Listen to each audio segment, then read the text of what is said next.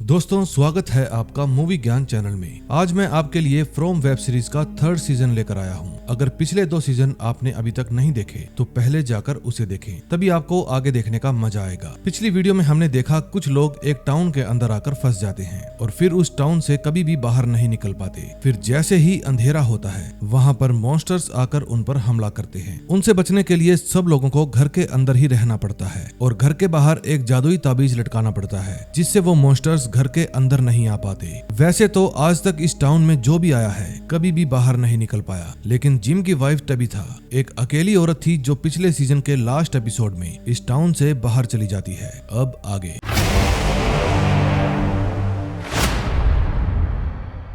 First episode की शुरुआत में हम ट्वेथा को देखते हैं। उस टावर से गिरने के बाद ट्वेथा की आंखें सीधा हॉस्पिटल में आकर खुलती है। फिर वो अपने पास में खड़ी महिला डॉक्टर से पूछती है कि मैं इस समय कहाँ हूँ। डॉक्टर उसे बताती है कि तुम कैम्डेन नाम के शहर में हो। डॉक्टर की बात सुनकर ट्वेथा हैरान हो जाती है, क्योंकि जिस टाउन से निकलना नामुमकिन था वो उस टाउन से बाहर आ चुकी थी, लेकिन सिर्फ अकेली। उसका परिवार अभी भी उसी टाउन के अंदर फंसा था। फिर डॉक्टर ट्वेथा का नाम पूछती है और पूछती है कि तुम उस जंगल में क्या कर रही थी, लेकिन ट्वेथा उस समय उन्हें कोई भी जवाब नहीं देती। वो जानती है कि अगर उसने मॉन्स्टर्स वाली बात बताई तो ये लोग उसे पागल समझेंगे। कुछ देर बाद उस महिला डॉक्टर को सूचना दी जाती है कि पुलिस हॉस्पिटल में आ चुकी है। ये बात सुनते ही ट्वेथा समझ जाती है कि पुलिस उसी से सवाल जवाब करने के लिए आई होगी कि मैं कौन हूँ और कहाँ से आई हूँ, वगैरह वगैरह। फिर डॉक्टर के जाते ही ट्वेथा चुपचाप अलमारी से अपने कपड़े निकालती है और सबसे छुपते छुपाते हॉस्पिटल से भाग जाती है। अब उसे उस टाउन से बाहर निकलने की बेहद खुशी थी, लेकिन उसे दुख भी था, क्योंकि उसकी पूरी फैमिली अभी भी उसी टाउन के अंदर फंसी हुई है।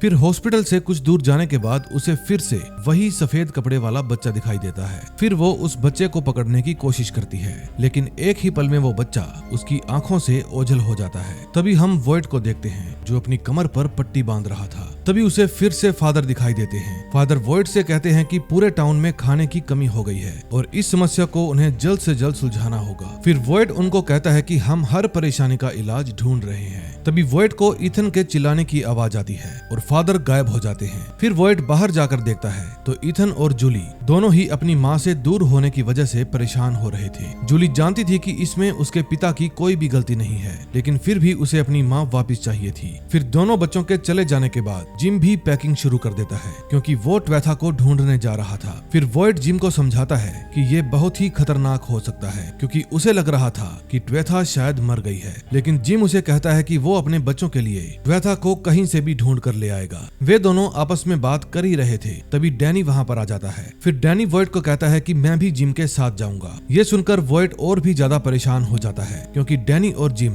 दोनों ही अपनी जान मुसीबत में डालने वाले थे। फिर वो डैनी को अकेले में ले जाता है और उसे समझाता है, लेकिन डैनी उसे कहता है कि जूली और इथन उन दोनों के लिए जिम का जिंदा रहना जरूरी है और इसीलिए मुझे उसके साथ जाना होगा। तभी उन्हें अपने सामने एक टूटी हुई खिड़की नजर आती है जिसको चेड ने तोड़ा था। फिर वॉइड और डैनी दोनों ही दौड़कर चेड के पास जाते हैं और देखते हैं कि वो नशे में चूर जमीन पर पड़ा हुआ है। उसने अपने चारों तरफ रस्सियों से वही सिंबल बनाया हुआ था। चेड की हालत देखकर ऐसा लग रहा था जैसे उस सिंबल की वजह से वो अपना मानसिक संतुलन खो रहा है। फिर वॉइड डैनी को कहता है कि हमें इसे यहाँ से ले जाना होगा। फिर वे लोग चेड को अपने साथ ले जाते हैं। दूसरी तरफ ट्वेथा अभी भी सड़कों के ऊपर चली जा रही थी। चलते चलते ट्वेथा के दिमाग में एक आइडिया आता है कि उसे अपनी माँ को सूचना दे देनी चाहिए कि वो बिल्कुल सुरक्षित है। फिर वो एक लेडी का फोन लेकर उन्हें कॉल करती है, लेकिन इतने समय बाद वो अपनी माँ की आवाज सुनकर भावुक हो जाती है। फिर उसकी माँ उससे हजारों सवाल करती है कि तुम इस समय कहाँ हो और अब तक कहाँ थी,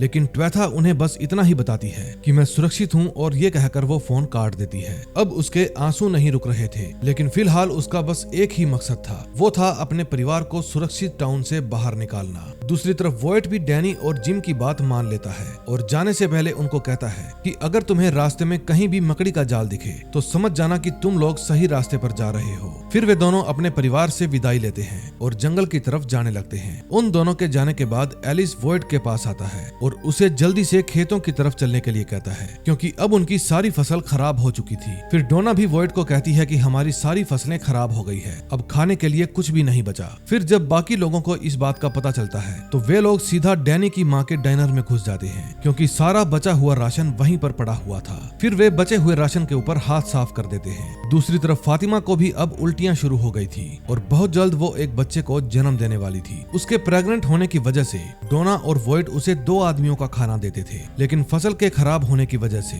फातिमा को लेकर उनकी परेशानी और भी ज्यादा बढ़ जाती है। अब भूख और राशन की खपत से परेशान होकर रैंडल जानवरों को मारकर खाने की तरकीब निकालता है। फिर वो फार्म हाउस में जाकर ईथन की पसंदीदा बकरी एल्मा को वहाँ से ले जाने लगता है, लेकिन विक्टर उसे रोककर उस पर बंदूक तान देता है। तभी वॉयड वहाँ पर आ जाता है और विक्टर को शांत करके उसकी बंदूक ले लेता है। फिर वो रैंडल से वो बकरी भी वापस ले लेता है और उसे समझाता है कि अगर हमने जानवरों को मार दिया तो उनसे जो अंडे और दूध जैसी अमूल्य चीजें मिल रही हैं वो हमें नहीं मिलेंगी। अब सारा मामला शांत होने के बाद वॉयड एल्मा को उसकी जगह पर वापस छोड़ देता है और फिर वो डोना के साथ डैनी की माँ के पास जाता है, क्योंकि लोग उसके पास से बचा हुआ राशन उठा कर ले गए थे। फिर हालात देखकर डोना भी कहती है कि हमें जानवरों को मारना ही होगा, वरना हमारा गुजारा नहीं हो पाएगा। लेकिन वॉयड इस बात के सख्त खिलाफ था। फिर कुछ देर बातचीत करने के बाद डैनी की माँ उन्हें एक आइडिया देती है और कहती है कि इस जगह की मिट्टी खराब हो गई तो क्या हुआ, हमें दूसरी जगह पर जाकर मिट्टी में पौधे लगाकर देखना चाहिए, हो सकता है कि किसी और जगह पर जाकर अच्छी फसल उगाए। वॉयड और डोना को ये आइडिया सही लगता है और फिर वे ऐसा ही करने की सोचते हैं। तभी हम ट्वेथा को देखते हैं जो चर्च में जाकर फादर से मिलती है। ट्वेथा उनसे कई सारी बातें करती है और उन्हें बताती है कि मैं एक ऐसी जगह में फंस गई थी जहाँ रात को दरिंदे घूमते हैं, लेकिन फादर को उसकी बातें समझ में नहीं आती। फिर फादर ट्वेथा के हाथ में लंच बॉक्स देकर उससे पूछते हैं कि ये किसका है। फिर जवाब में ट्वेथा कहती है कि ये तो विक्टर का है, जो उसने मुझे लाइट हाउस वाले टावर में जाने से पहले दिया था।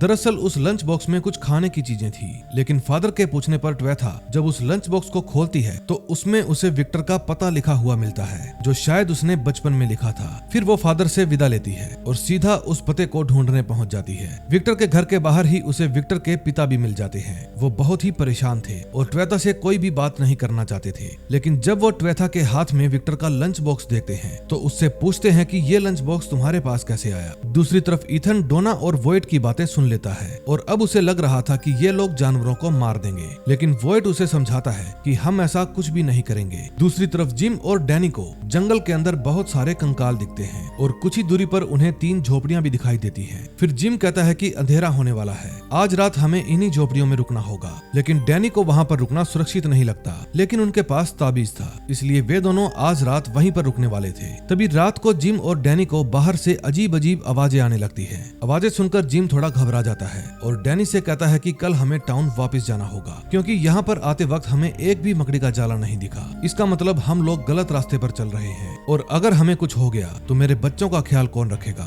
डैनी भी उसकी चिंता को समझता था, इसलिए वो भी वापस जाने के लिए मान जाता है। अब मॉन्स्टर्स के आने का समय हो गया था। तभी चेड का दिमाग शांत होने के बाद वो वॉयड से बात करने आता है। तभी उनके सामने एक और मुसीबत आ जाती है। दरअसल कुछ मॉन्स्टर्स ने फार्म में जाकर जानवरों को खोल दिया था और ये सब देखकर वॉयड परेशान हो जाता है, क्योंकि जैसे ही और मॉन्स्टर्स आए ये सभी जानवर मारे जाएंगे। फिर वॉयड, चेड और डैनी की माँ सभी जानवरों को पकड़कर वापस फार्म में डालने के काम में लग जाते हैं, लेकिन तभी मॉन्स्टर्स जंगल से बाहर आ जाते हैं। रैंडल बस का हॉर्न बजाकर सभी को इशारा करता है कि मॉन्स्टर्स आ रहे हैं। तभी ईथन देखता है कि उसकी पसंदीदा बकरी एल्मा बाहर खुली घूम रही है, इसलिए वो भी उसे अंदर करने के लिए दरवाजे की तरफ बढ़ता है, लेकिन जूली उसे रोकने के लिए दौड़ती है। लेकिन तब तक ईथन दरवाजा खोल देता है और दरवाजा खुलते ही एक मॉन्स्टर उनके घर के अंदर घुस आता है। फिर जूली और ईथन भागते हैं और घर के दूसरी तरफ से बाहर आ जाते हैं, जहां उन्हें सैरा मिलती है। फिर सैरा उनकी हेल्प करती है और फिर वे तीनों रैंडल की बस में जाकर छिप जाते हैं और दरवाजा बंद कर लेते हैं। उनकी मुसीबत अभी तक टली नहीं थी। तभी वॉयड और डैनी की माँ जानवरों को फार्म हाउस के अंदर ले जाते हैं और दरवाजा बंद कर लेते हैं, लेकिन मॉन्स्टर्स तो अंदर भी छिपे हुए थे।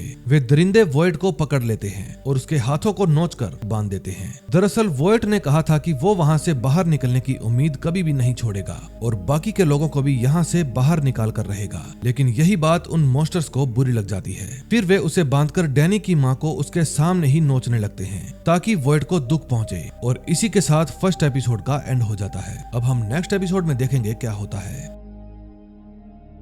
सेकंड एपिसोड की शुरुआत में हम देखते हैं चेड फार्म हाउस में जाता है और वॉयड को खोलता है। रात को उन मॉन्स्टर्स ने डैनी की माँ को बेरहमी से मार डाला था। लेकिन हैरान करने वाली बात ये थी कि उन्होंने वॉइड को कुछ भी नहीं किया। वे बस इतना चाहते थे कि वॉइड डैनी की माँ को तड़पते हुए अपनी आंखों से देखे। फिर हथकड़ी खुलते ही वॉइड डैनी की माँ को अपने सीने से लगा लेता है और फूट फूट कर रोने लगता है। उसके बाद चेड और वॉइड उनकी बॉडी को चर्च में ले जाते हैं और डैनी के वापिस आने तक उन्हें वहीं पर रखने के लिए तय करते हैं। उस समय पूरे टाउन में सन्नाटा छा गया था। क्रिस्टी और मरियल को पिछली रात के बारे में कुछ भी मालूम नहीं था, लेकिन सैरा क्रिस्टी को जाकर बताती है कि डैनी की मॉम अब नहीं रही। फिर उनकी बॉडी को चर्च में रखने के बाद डोना वॉइड के पास जाती है और सारा दोष उसे ही देने लगती है कि कुछ जानवरों की जान बचाने के लिए उसने एक अनमोल जान गंवा दी। फिर वॉइड भी डोना पर चिल्लाने लगता है और कहता है कि हमारा जिंदा रहने के लिए उन जानवरों का जिंदा रहना जरूरी है। फिर उन दोनों में काफी बहस हो जाती है और डोना रोने लगती है क्योंकि अब वो जान गई थी कि वॉइड गलत नहीं है, लेकिन वो ये भी जानती थी कि वॉइड भले ही उन्हें कितने भी झूठे वादे कर ले, लेकिन एक दिन उन सब का हाल डैनी की मॉम के जैसा ही होगा। फिर वॉइड से बात करने के बाद डोना बीफ लेने के लिए चली जाती है क्योंकि पिछली रात कुछ जानवर भी मारे गए थे और अगर उन्हें काटा नहीं गया तो वे सब सड़ जाएंगे। अब वॉइड, डोना और बाकी के सभी लोग अलग अलग उलझनों में फंसे हुए थे। उस समय एलिस भी फातिमा को लेकर काफी परेशान था क्योंकि उसकी उल्टियां ही बंद नहीं हो रही थी और आज तो उसका एक दांत भी निकलकर बाहर आ गया। फिर ये बात पता चलते ही एलिस तुरंत ही फातिमा को क्रिस्टी के पास लेकर जाता है, लेकिन क्रिस्टी तो डैनी की मॉम की खबर सुनते ही घर से बाहर चली गई थी। फिर मारियल फातिमा को कहती है कि तुम्हारा चेकअप मैं कर दूंगी। हालांकि एलिस को मारियल पर बिल्कुल भी भरोसा नहीं था। फिर मारियल उसे विश्वास दिलाती है कि मैं भी एक प्रोफेशनल नर्स हूँ और इस तरह की प्रेगनेंसी केस मैंने बहुत देखे हैं। फिर वो फातिमा का चेकअप करती है और उसे ज्यादा से ज्यादा खाना खाने के लिए कहती है क्योंकि वो कमजोर होती जा रही थी, लेकिन इस टाउन में अच्छा खाना नहीं बचा था, इसीलिए उसकी सेहत भी कमजोर हो रही थी। फिर एलिस ये बात सुनकर खुश हो जाता है कि उसकी जान को कोई भी खतरा नहीं है और फिर वो फातिमा को लेकर वहाँ से चला जाता है। दूसरी तरफ डैनी और जिम दोनों ही सुबह होते झोपड़ी से बाहर आ जाते हैं, लेकिन बाहर आते ही जिम को एक हैरान करने वाली चीज दिखाई देती है और वो ये थी कि उस जगह की मिट्टी में कई सारी ताजी सब्जियां लगी हुई थी। फिर जिम और डैनी ये देखकर बहुत खुश हो जाते हैं और जल्दी से ढेर सारी सब्जियां अपने बैग में भरकर टाउन के लिए निकल पड़ते हैं। उस समय वॉइड टाउन के अंदर चुपचाप अकेला खड़ा था। दरअसल वो डैनी की मॉम का दोषी खुद को ही समझ रहा था क्योंकि उन राक्षसों ने उसके सामने ही उन्हें मारा था, लेकिन क्रिस्टी उसके पास आकर उसे समझाती है कि इसमें आपकी कोई भी गलती नहीं है। सबकी जान बचाने के लिए कई बार अपनों की कुर्बानियां देनी ही पड़ती हैं। फिर कुछ देर बाद डैनी और जिम दोनों ही टाउन में वापस आ जाते हैं। डैनी वहां आकर सभी को खुशखबरी देता है कि हमें ढेर सारी सब्जियां मिली हैं, अब कोई भी यहाँ पर भूखा नहीं रहेगा। लेकिन सबके चेहरे उतरे हुए देखकर डैनी और जिम को शक होने लगता है। फिर जिम वॉइड से पूछता है कि मेरे बच्चे कहाँ हैं? जवाब में वॉइड कहता है कि तुम्हारे बच्चे बिल्कुल ठीक हैं। तभी डैनी समझ जाता है कि जरूर मेरी माँ को कुछ हुआ है। फिर वो जोर जोर से अपनी माँ को आवाज लगाने लगता है, लेकिन सामने से कोई भी जवाब नहीं आता। डैनी समझ जाता है कि उसकी माँ अब नहीं रही। फिर वो सीधा डाइनर के अंदर चला जाता है और अंदर जाकर रोने लगता है। तभी उसके पास क्रिस्टी आती है और उसे संभालती है। फिर थोड़ी देर रोने के बाद वो क्रिस्टी से कहता है कि क्या तुम मेरी माँ का चेहरा थोड़ा सुधार दोगी, क्योंकि मैं उनकी कटी फटी बॉडी को देख नहीं पाऊंगा। क्रिस्टी डैनी के दर्द को समझती थी और उसे यकीन दिलाती है कि मैं तुम्हारी माँ की हालत ठीक कर दूंगी। तभी हम ट्वेथा को देखते हैं जो कि विक्टर के पिता से बात कर रही थी। विक्टर के पिता जब उससे उस लंच बॉक्स के बारे में पूछते हैं तब ट्वेथा उन्हें शुरू से लेकर पूरी कहानी बताती है, लेकिन उनको ये सब बकवास और झूठ ही लगता है। विक्टर के पिता ने पुलिस को भी कॉल कर दी थी क्योंकि वो जानते थे कि पुलिस वाले इनसे सब कुछ उगलवा ही लेंगे। फिर ट्वेथा उनके आगे हाथ जोड़ती है कि आप पुलिस को कुछ भी ना बताएं, क्योंकि अगर पुलिस वाले मेरी कहानी को सुनेंगे तो वे मुझे पागल समझेंगे। फिर उनको यकीन दिलाने के लिए ट्वेथा उन्हें ऑनलाइन न्यूज दिखाती है जिसमें ट्वेथा और उसके परिवार के गुमशुदा होने की खबर थी, लेकिन विक्टर के पिता को अभी भी उन पर यकीन नहीं था। फिर वो ट्वेथा से पूछते हैं कि जब उस टाउन से बाहर निकलना नामुमकिन था तो तुम उससे बाहर कैसे आ गई। फिर ट्वेथा उन्हें टावर वाली स्टोरी सुनाती है, लेकिन टावर की बात सुनते ही विक्टर के पिता आश्चर्यचकित रह जाते हैं। इतने में वहाँ पर पुलिस भी आ जाती है, लेकिन वो पुलिस को ये कहकर वापस भेज देते हैं कि मैंने गलती से आप लोगों के पास कॉल कर दी थी, क्योंकि अब विक्टर के पिता को ट्वेथा पर पूरा यकीन हो गया था। और ऐसा इसलिए था क्योंकि उनकी पत्नी मिरांडा को भी उसी टावर के भ्रम होते थे। मिरांडा ने उन्हें कई बार बताया था कि उस टावर में कुछ बच्चे फंसे हैं जिन्हें बचाना हमारा कर्तव्य है, लेकिन जब वो वहाँ पर गई तो फिर कभी भी वापस नहीं लौटी। अब कहानी फिर से टाउन में आती है। जूली और इथन डैनी की मॉम की मौत के कारण काफी दुखी थे। फिर जिम के घर वापस आने पर जूली उन पर अपना गुस्सा दिखाती है, क्योंकि जो हादसा डैनी की माँ के साथ हुआ वही हादसा जूली और ईथन के साथ भी हो सकता था। फिर वो जिम को कहती है कि मैं ईथन का आपके जैसे ख्याल नहीं रख पाऊंगी, मुझसे जितना हो सका मैंने ईथन का ख्याल रखा, लेकिन अब मैं थक चुकी हूँ। जूली की बातें सुनकर जिम को बहुत दुख होता है और उसके बाद जूली वहाँ से चली जाती है। तभी क्रिस्टी चर्च में आती है और देखती है कि चेड वहाँ पर पहले से ही बैठा हुआ है। अब क्रिस्टी को समझ में नहीं आ रहा था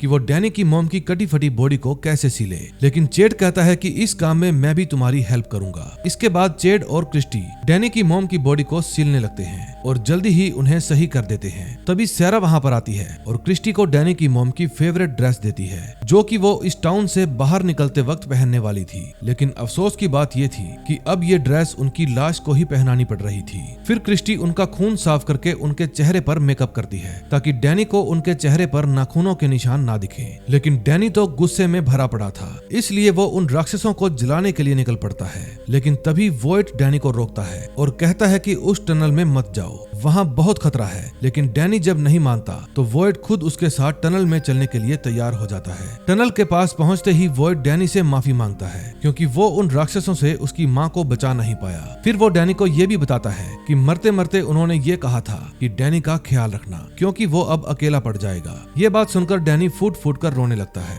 फिर वॉइड डैनी को गले से लगा लेता है और उसे समझा बुझाकर टनल के अंदर जाने से रोक लेता है। इसके बाद डैनी और वॉइड चर्च में आ जाते हैं। अब तक क्रिस्टी ने उसकी मॉम का मेकअप करके बिल्कुल ठीक कर दिया था, लेकिन फिर भी डैनी अपने आंसुओं को रोक नहीं पाता, क्योंकि पहले तो उसने अपने पिता और अब उसने अपनी माँ दोनों को ही खो दिया था। दूसरी तरफ एलिस फातिमा को घर ले आता है। घर पहुंचकर फातिमा उसे कहती है कि अब तुम्हें वॉइड के पास जाना चाहिए, लेकिन एलिस तो फातिमा को छोड़कर जाना नहीं चाहता था। फिर फातिमा उसे कहती है कि मैं बिल्कुल ठीक हूँ, अब तुम जाओ। फिर एलिस वहाँ से चला जाता है। एलिस के जाने के बाद फातिमा देखती है कि लोग कुछ सड़ी हुई सब्जियों को वहाँ से ले जा रहे हैं ताकि वे उनका खाद के रूप में इस्तेमाल कर सकें। फिर सबके जाने के बाद फातिमा टोकरी में से एक सब्जी उठाती है और उसे सूंघ कर देखती है। वो सब्जी सड़ी हुई थी, लेकिन उसमें से गंदी महक नहीं आ रही थी, इसलिए फातिमा चुपचाप टोकरी में से कुछ सब्जियां चुरा लेती है और उन्हें कोने में जाकर खाने लगती है। फातिमा भूख के मारे बेहाल हो रही थी और एक स्वस्थ बच्चे को जन्म देने के लिए उसका पेट भरा हुआ होना जरूरी था।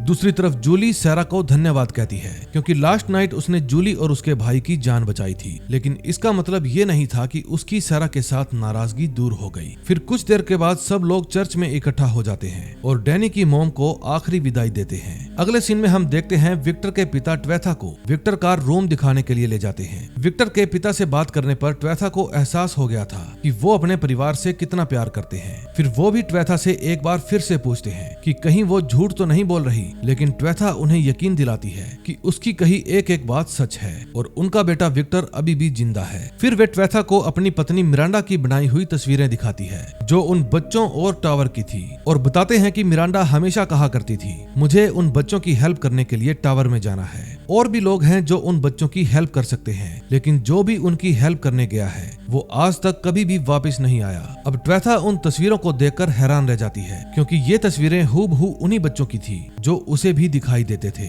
उन तस्वीरों में वो सफेद कपड़ों वाला लड़का भी था जिसने ट्वेथा को उस खिड़की से धक्का दिया था। दूसरी तरफ अंतिम संस्कार खत्म होने के बाद वॉइड एलिस को कहता है कि कल मुझे तुम्हारी हेल्प चाहिए। एलिस पूछता है कैसी हेल्प? फिर जवाब में वॉइड कहता है कि कल हम एक मॉन्स्टर को पकड़ेंगे। अब वो मॉन्स्टर को पकड़कर क्या करेगा ये तो सिर्फ वही जानता है। दूसरी तरफ जूली और इथन फार्म में जानवरों का ख्याल रखने के लिए चले जाते हैं। फिर वहाँ पर जाते वक्त जिम उन्हें कहता है कि अंधेरा होने वाला है, थोड़ा समय का ख्याल रखना। फिर जिम अपने घर आ जाता है, लेकिन एक बार फिर से टेलीफोन की घंटी बजने लगती है। जिम समझ नहीं पा रहा था कि टेलीफोन की घंटी कैसे बज रही है। फिर जिम घबराते हुए फोन उठाता है और फोन पर एक आवाज आती है जो कि उसके मरे हुए बेटे की थी। वो कहता है कि मैं आपका बेटा थॉमस बोल रहा हूँ। अब नेक्स्ट एपिसोड में देखेंगे क्या होता है।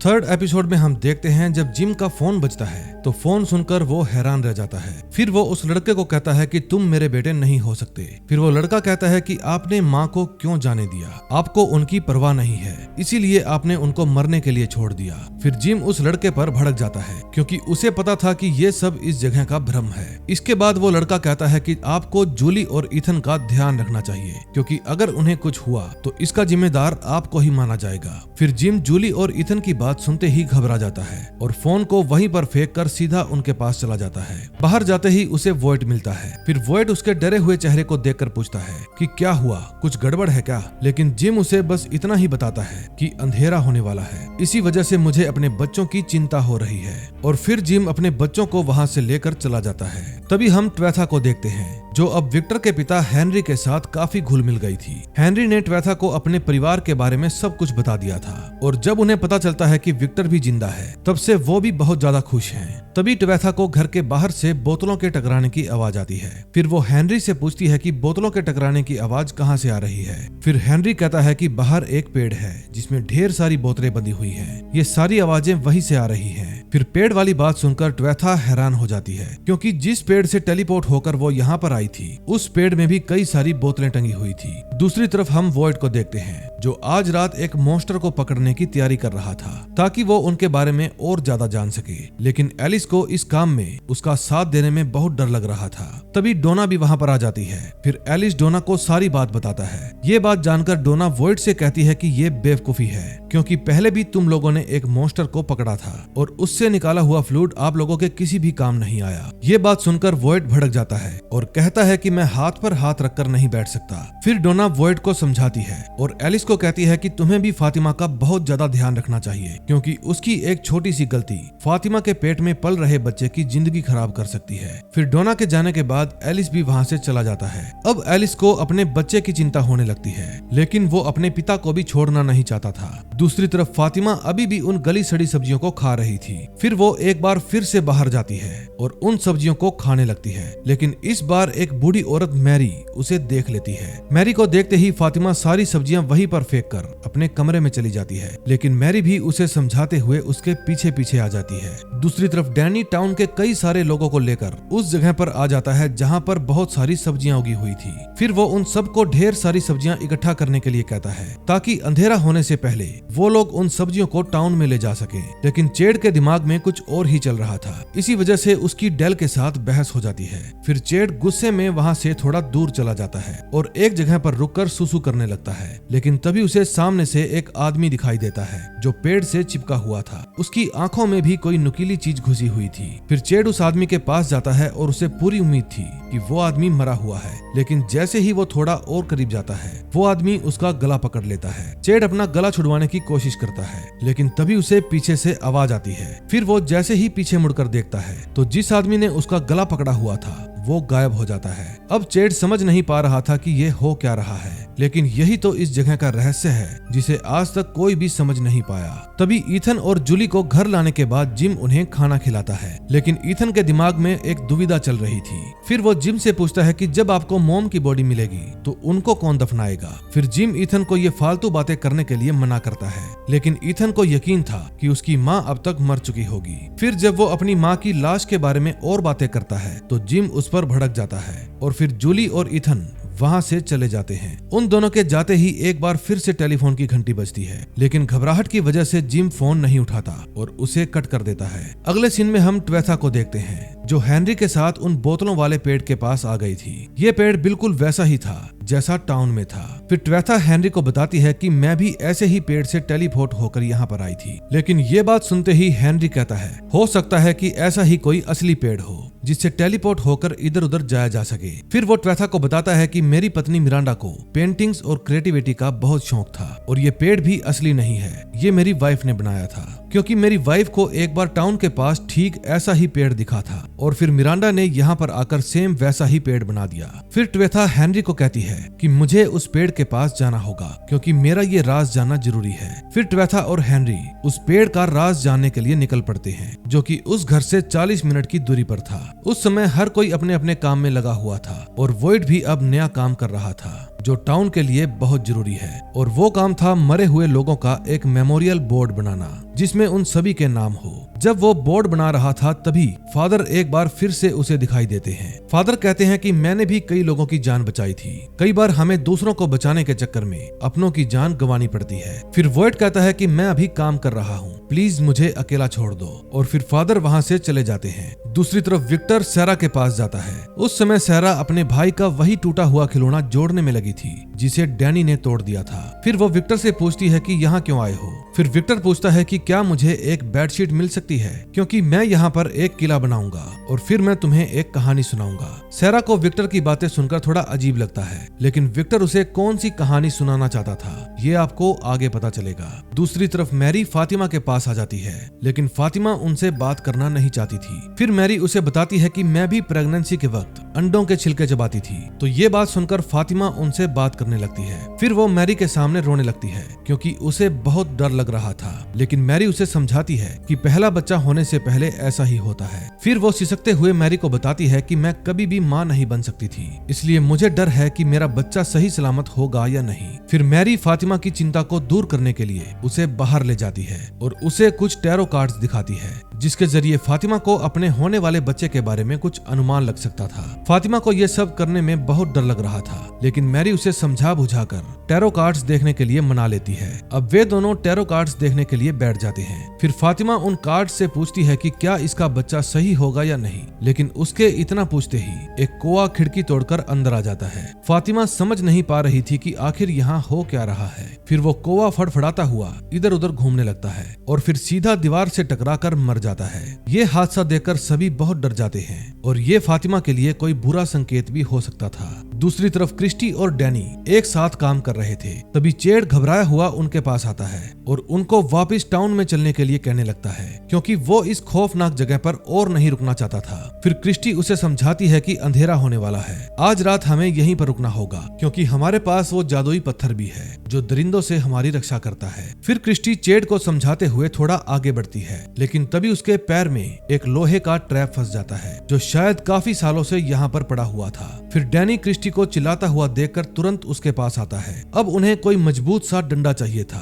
ताकि वे उस लोहे के ट्रैप को बीच में से खोल सके। फिर चेड डेल के साथ उन मुर्दों के पास जाता है और वहाँ पर बंधे हुए डंडों में से एक डंडा निकाल लेता है। फिर वे बड़ी ही मुश्किल से क्रिस्टी का पैर उस ट्रैप के अंदर से बाहर निकालते हैं, लेकिन अभी भी उसके पैर से खून बहना बंद नहीं होता और न ही वो अब चलने की हालत में थी। चेड को एक बार फिर से उस आदमी का भ्रम होने लगता है और वो आदमी उसे खोपड़ी के अंदर खून पीता हुआ दिखाई देता है, लेकिन जैसे ही क्रिस्टी चेड को आवाज लगाती है वो आदमी गायब हो जाता है। अब इस आदमी का क्या रहस्य है ये भी हमें आगे पता चलेगा।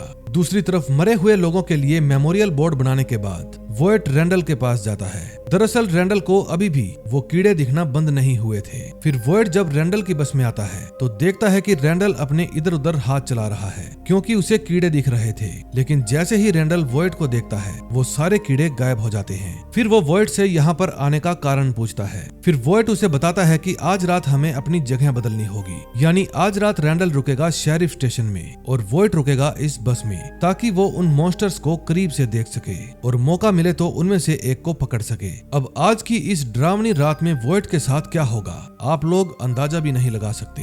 दूसरी तरफ ट्वेथा और हेनरी अभी भी उसी पेड़ के पास जा रहे थे। तभी ट्वेथा को हेनरी की गाड़ी में अपना बैंड दिखता है जो उससे कई साल पहले गुम हो गया था और बाद में वो बैंड उसे उसी टाउन के अंदर मिल गया था। फिर हेनरी ट्वेथा को बताता है कि ये बैंड मुझे मेरी पत्नी ने दिया था। ये बात सुनते ही ट्वेथा समझ जाती है कि मैं अभी भी उसी टाउन के जाल में फंसी हुई हूँ। ये टाउन बहुत बड़ा है जो मुझे अपनी तरफ खींच रहा है। फिर वो हेनरी को तुरंत गाड़ी रोकने के लिए कहती है क्योंकि वो अब और आगे नहीं जाना चाहती थी। हेनरी को ट्वेथा की परेशानी समझ में नहीं आती, लेकिन आज तो वो किसी भी हालत में ट्वेथा को उस पेड़ के पास ले जाकर ही रहेगा ताकि वो अपने बेटे से मिल सके। फिर वो ट्वेथा को गाड़ी से उतरने नहीं देता और उसके साथ जबरदस्ती करने लगता है, लेकिन तभी उनकी कार का एक्सीडेंट हो जाता है और उनकी आंख खुलती है सीधा एम्बुलेंस में। हेनरी को काफी ज्यादा चोटें आई थी, इसलिए वो बेहोश पड़ा था। फिर ट्वेथा के जागते ही एक पुलिस ऑफिसर उसे कहती है कि आखिर तुम मुझे मिल ही गई, तुम उस हॉस्पिटल से क्यों भागी थी। फिर ट्वेथा उनको समझाने की कोशिश करती है,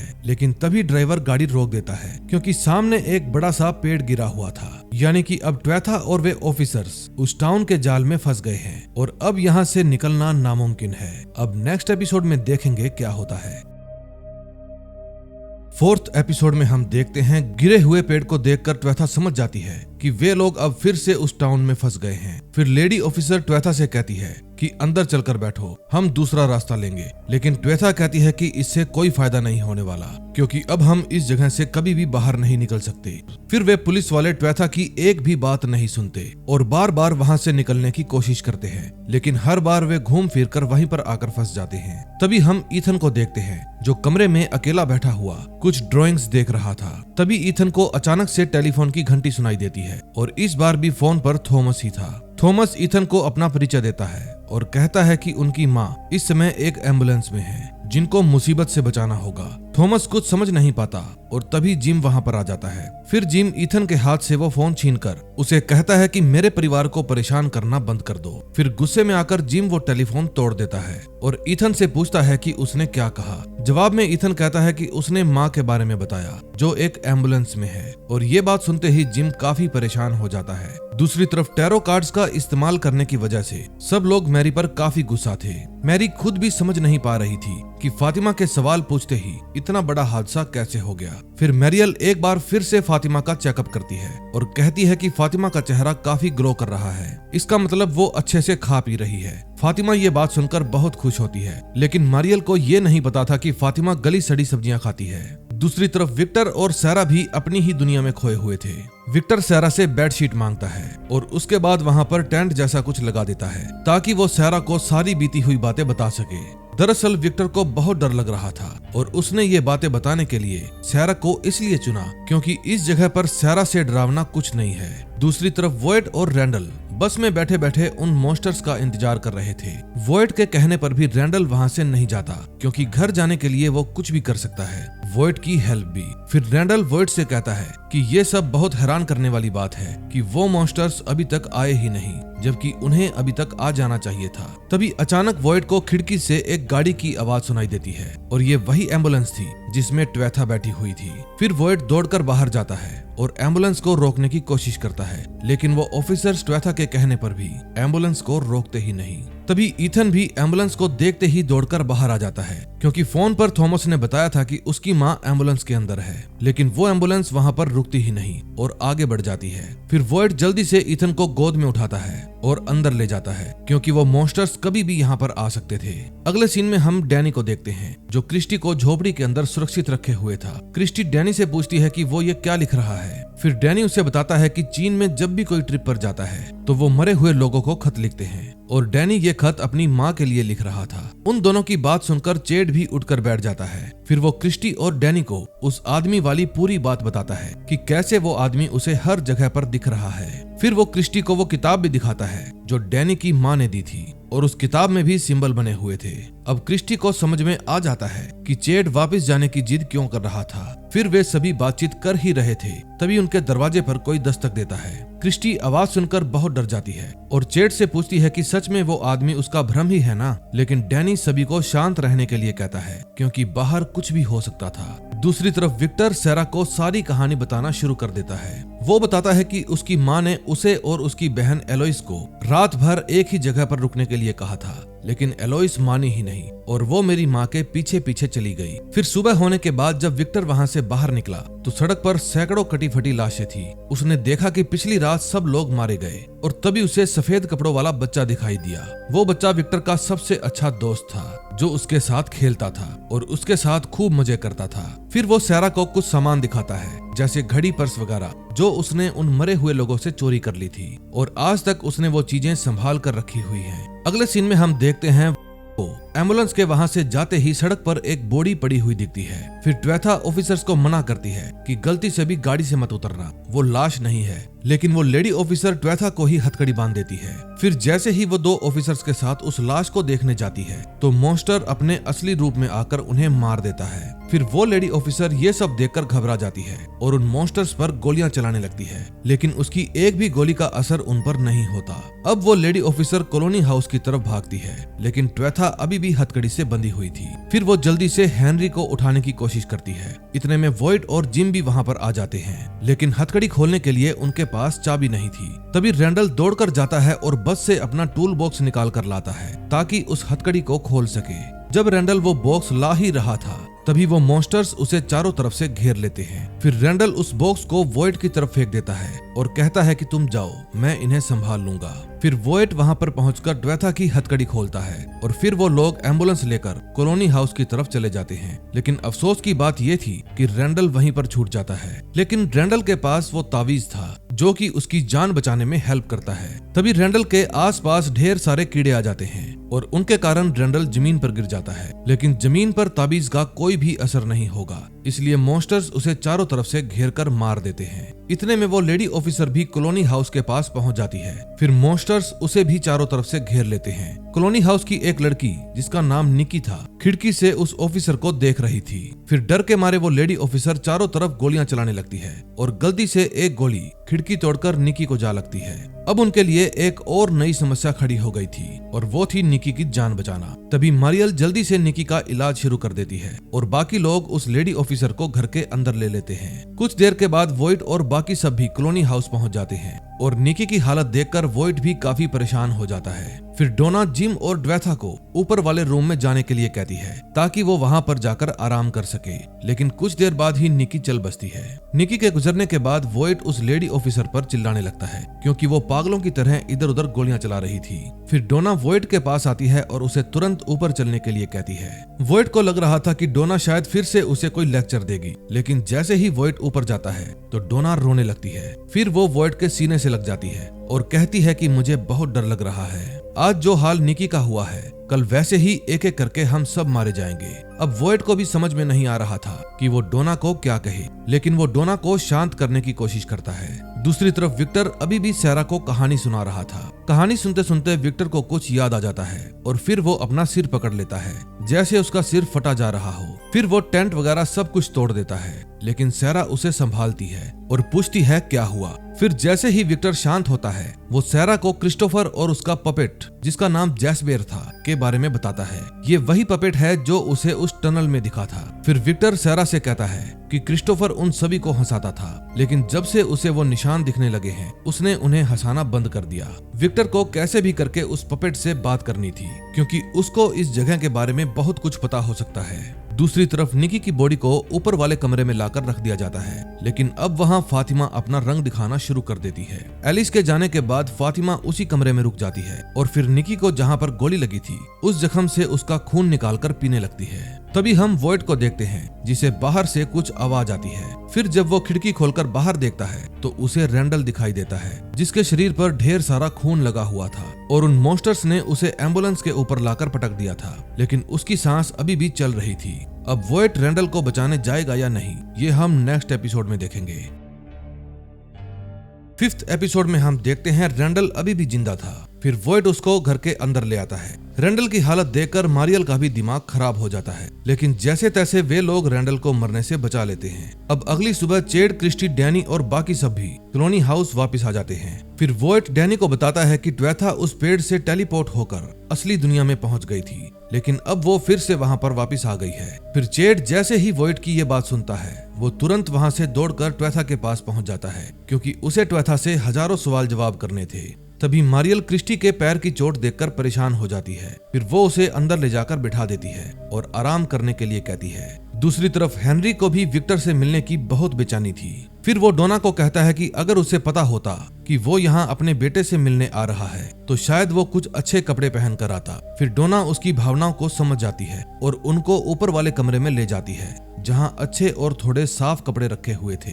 तभी कुछ देर के बाद विक्टर भी वहाँ पर आ जाता है। फिर डोना विक्टर को बताती है कि ट्वेथा वापस आ गई है, लेकिन वो अकेली नहीं आई, उनके साथ तुम्हारे पिता भी आए हैं जो ऊपर वाले कमरे में तुम्हारा इंतजार कर रहे हैं। लेकिन विक्टर ये बात सुनकर परेशान हो जाता है और उनसे बिना मिले ही वहाँ से चला जाता है। डोना उसे रोकने की बहुत कोशिश करती है, लेकिन वो रुकता ही नहीं क्योंकि वो अपने पिता के यहाँ होने पर इसलिए परेशान हो गया था क्योंकि वो अपने शहर से दूर एक ऐसी जगह पर आ गए थे जहाँ से निकलना नामुमकिन है, या फिर शायद इसलिए क्योंकि वो बचपन वाले विक्टर को ही जानते हैं। फिर विक्टर के जाने के बाद सैरा भी उसके पीछे पीछे जाने लगती है।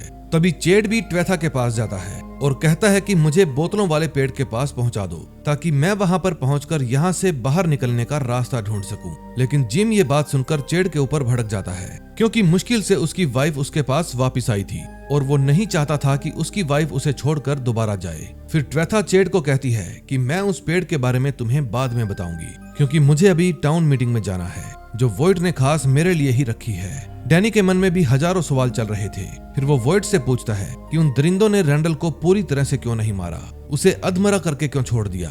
फिर वॉइड कहता है कि वो दरिंदे चाहते हैं हम सब उसे तड़पता हुआ देखें, ताकि हमारे मन में और भी ज्यादा खौफ पैदा हो जाए। दूसरी तरफ डोना हेनरी के पास जाती है और बताती है कि आपका बेटा विक्टर आपसे मिलना नहीं चाहता। ये बात सुनकर हेनरी को ज्यादा हैरानी नहीं होती, क्योंकि इतने साल दूर रहने पर ऐसा होना स्वाभाविक था। इतने में टाउन मीटिंग शुरू हो जाती है। सब लोग टाउन मीटिंग में पहुंच जाते हैं सिवाय जूली और चेड के, क्योंकि जूली कॉलोनी हाउस में कुछ लेने के लिए गई थी और चेड ईथन के साथ घर पर था।